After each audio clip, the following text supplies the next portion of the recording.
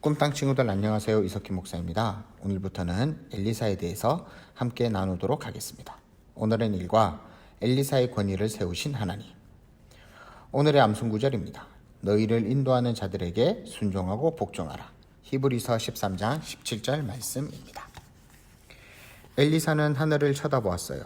하나님이 방금 가장 좋은 친구이자 선생님이었던 엘리야를 회오리 바람으로 하늘로 올려 데려가셨거든요. 엘리사는 그것을 보고 흥분되었지만 이제 자기 선생님인 엘리야가 없다는 사실에 슬퍼졌을 거예요. 엘리사는 엘리야가 남기고 간 겉옷을 집어들었어요. 그 옷은 엘리사가 하나님의 특별한 일꾼으로 선택된 것을 나타내기 위해 엘리야가 덮어주었던 바로 그 겉옷이에요. 얼마 전 엘리야가 그 겉옷으로 물을 내리치자 하나님이 요단강 가운데로 길을 내셔서 엘리야와 엘리사가 함께 건너게 했었어요. 그러나 지금은 엘리야 선생님은 안 계시고 그의 겉옷만 엘리사에게 있었어요. 요단강 쪽으로 되돌아가려면 엘리사는 틀림없이 혼자라고 느꼈을 거예요. 하지만 정말 혼자였을까요? 엘리사는 강가에 이르러 강을 건너야만 했어요. 엘리야에게 신실하셨던 하나님이 엘리사를 통해서도 일하실까요? 엘리야처럼 엘리사도 겉옷으로 물을 쳤어요. 그러자 하나님은 엘리사를 위해 강 가운데로 길을 열어 주었어요. 바로 하나님의 신실하심을 보여주셨던 거예요. 이제 엘리사는 자기가 하나님의 백성들에게 하나님의 말씀을 전하도록 선택된 새로운 선지자가 되었음을 확실히 알게 되었어요. 하지만 다른 사람들도 엘리사를 하나님의 선지자로 인정해 줄까요?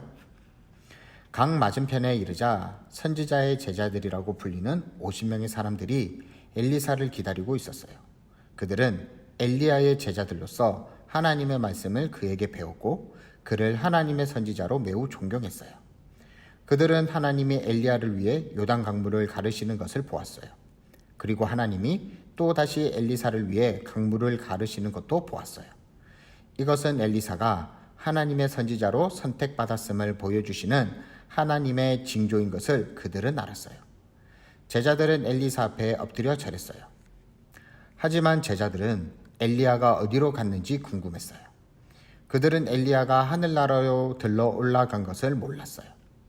하나님이 엘리야를 다른 곳에 옮겨 놓으셨다고 생각하고 엘리야를 찾으려고 했어요. 우리가 가서 엘리야 선생님을 찾겠습니다. 라며 제자들은 새 지도자 엘리사에게 엘리야를 찾으러 가겠다고 했어요. 엘리사는 가지 못하게 했어요. 왜냐하면 엘리야는 하늘로 올라갔고 찾을 수가 없기 때문이었어요. 하지만 엘리사에게 순종함으로 존경심을 보이는 대신 그들은 엘리야를 찾으러 가겠노라고 계속 고집했어요. 하나님의 일꾼을 존경하지 않는 그들의 마음 가운데는 실제로는 하나님을 경외하지 않는 마음이 있었던 거예요. 우리 꿈땅 친구들도 하나님의 일꾼을 존경하지 않았으므로 하나님을 경외하지 않는 죄를 지은 적이 있나요? 만약 우리 친구들이 주 예수님을 친구들의 구주로 믿고 있다면 하나님은 우리 친구들이 하나님의 일꾼들을 존경하길 원하세요. 존경한다는 것은 공손하게 대하고 그들의 말에 귀를 기울인다라는 뜻이에요. 우리 친구들은 모든 사람들을 존경해야 하지만 특별히 하나님의 일꾼들을 존경해야 해요. 그들은 하나님께서 우리 친구들이 하나님을 올바르게 섬기게 하도록 선택하신 분들이에요. 그렇기 때문에 우리 친구들은 친구들을 돌보는 분들을 존경해야 해요. 그들은 우리 친구들에게 하나님의 법에 어긋나는 일을 요구하지 않는 한 순종해야 해요. 하나님께서는 하나님의 일꾼 중 어떤 분들에게는 우리 친구들을 다스리는 권위를 주셨어요. 하나님이 그들에게 책임을 맡기셨다라는 뜻이에요. 우리 친구들을 다스리는 권위를 가진 하나님의 일꾼들은 누구일까요? 교회의 목사님, 주일학교 선생님과 교회의 다른 지도자들은 모두 하나님의 일꾼들이에요. 하나님께서 그들에게 하나님의 말씀을 가르치는 일을 맡겨주셨어요. 우리 친구들의 부모님 또한 하나님의 일꾼이랍니다. 친구들을 돌보고 올바른 길을 가르치도록 하나님이 맡기셨어요. 꿈땅 친구들이 교회 지도자나 부모님께 불순종하는 것은 그분들을 무시하는 거예요. 그것은 우리 친구들이 그분에게 당연히 보여줘야 하는 존경을 보여주지 않는 거예요. 선생님이나 목사님 말씀에 귀 기울이는 대신 그분들을 흉보거나 놀리면서 버릇없이 굴었던 적이 있나요? 때로는 부모님 말씀을 듣는 대신 말대꾸하지는 않았나요? 오늘 암송 구절에는 하나님은 이렇게 말씀하고 계세요. 너희를 인도하는 자들에게 순종하고 복종하라. 우리 친구들이 말이나 행동 또는 태도에서 교회 지도자나 부모님을 무시하는 모습을 보인다면 친구들은 실제로 하나님을 무시하고 있는 거예요. 하나님은 우리 친구들이 하나님의 일꾼들을 존경하길 원하세요. 선지자의 제자들은 엘리사를 무시하여 그의 말에 순종하지 않았어요. 하나님의 일꾼을 존경하지 않는 것은 사실상 하나님을 존경하지 않는 거예요. 그들은 가서 엘리야를 찾겠노라고 계속 고집했어요. 엘리사는 마지못해 허락했어요. 하지만 사흘을 찾아다닌 끝에 선지자의 제자들은 빈손으로 돌아왔어요. 그제서야 그들은 깨달았고 엘리사를 하나님의 일꾼으로 존경하게 되었어요. 엘리사는 여리고 성읍에 와 있었어요. 그런데 이 성읍의 위치는 좋았지만 큰 문제가 하나 있었어요. 성의 물이 좋지 않아서 그 물을 식물에 주면 식물이 죽었고 사람이 마시면 위험하게 되었어요. 여리고 성읍의 사람들에게도 엘리사가 하나님의 선지자라는 소문이 퍼졌을 거예요. 그 성의 지도자들은 엘리사에게 와서 도움을 청함으로써 엘리사에게 존경을 보였어요. 지도자는 엘리사에게 문제를 설명했어요. 우리 성읍의 위치는 좋은 곳입니다. 하지만 물이 좋지 않아서 농작물이 자라나지가 않아요. 엘리사는 이것이 사람들로 하여금 하나님의 능력과 신실함을 보여줄 수 있는 기회라는 것을 알게 되었어요. 엘리사는 사람들에게 새 그릇에 소금을 담아 오라고 했어요. 이상한 해결책처럼 보였지만 사람들은 하나님의 선지자의 말에 순종함으로 그를 존경하는 것을 보여주었어요. 소금 그릇을 샘으로 가져간 엘리사는 물속에 소금을 던지면서 이렇게 말했어요. 여호와의 말씀이 내가 이 물을 고쳤으니 이로부터 다시는 죽음이나 열매 맺지 못함이 없을지니라 하셨느니라. 물에 소금을 넣으면 보통은 더욱 마시기에 힘들게 되지만 이번에는 그렇지 않았어요. 하나님이 기적을 행하신 거예요. 하나님은 소금으로 물을 깨끗하게 만드셔서 사람들이 마시는 것과 농작물을 안전하게 하셨어요. 그날부터 여리고에서 다시는 물 때문에 문제가 생기지 않았어요. 사람들이 하나님의 일꾼 엘리사를 존경했을 때 하나님은 여리고 사람들을 존중해 주었어요. 만약 우리 친구들이 주 예수님을 우리 친구들의 구주로 믿는다면 하나님은 우리 친구들이 하나님의 일꾼들을 존경하길 원하세요. 하나님의 일꾼을 존경하면 하나님도 우리 친구들을 존중해 주실 거예요.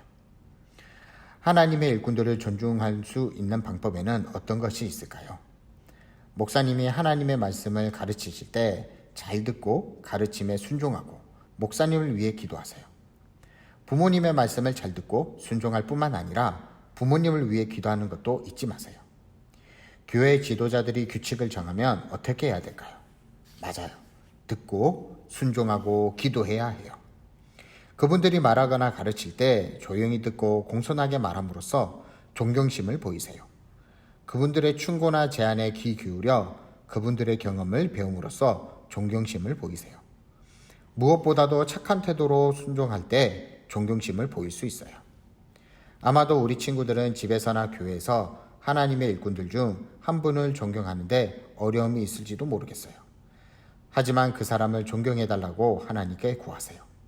비록 우리 친구들의 생각과 다른 일을 하는 지도자라도 그분들을 존경하도록 하나님이 도우세요. 우리 친구들을 돌보는 책임을 맡은 분이 하나님의 뜻에 어긋나는 것을 요구하지 않는 한 우리 친구들은 그분들을 존경해야 돼요.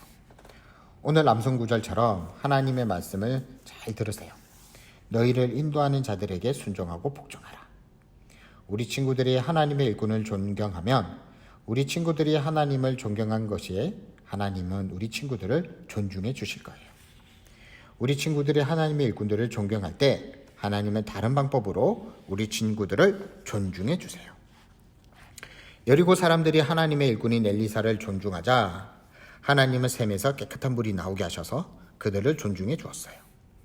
물의 근원을 마시기 좋게 만들어 주심으로써 하나님이 기적을 행하신 거예요.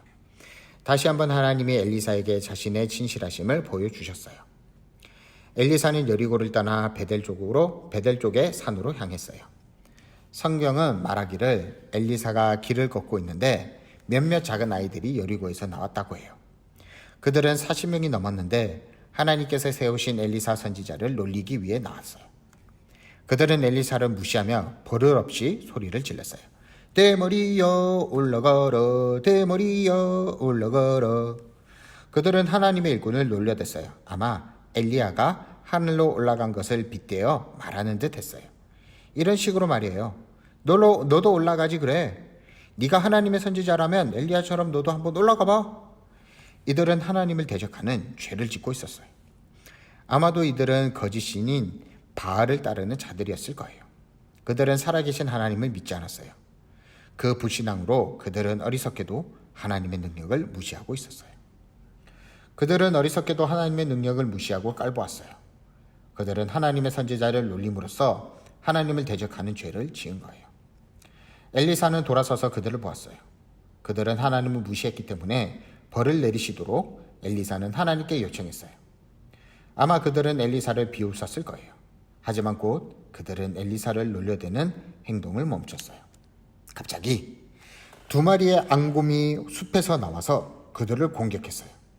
비웃고 놀려댔던 소리가 멈추고 도움을 청하는 비명의 소리로 변했어요. 42명의 아이들은 하나님과 하나님의 일꾼을 존경하지 않았기 때문에 곰에게 찢김을 당했어요. 얼마나 무서운 광경이었을까요? 그 이야기들을 들은 사람들마다 하나님과 하나님의 일꾼을 무시하는 것이 얼마나 심각한 일인가를 결코 잊지 못했을 거예요. 2일 후에 엘리사는 베델을 떠났어요. 갈멜산으로 여행했고 최종적으로는 사마리아로 돌아왔어요. 사마리아는 북이스라엘의 수도였고 하나님께서 엘리사를 통하여 더 많은 놀라운 일을 행하실 장소이기도 했어요. 엘리사가 가는 곳곳마다 일어난 기적에 대한 소문이 모든 성읍과 마을에 퍼졌을 거예요.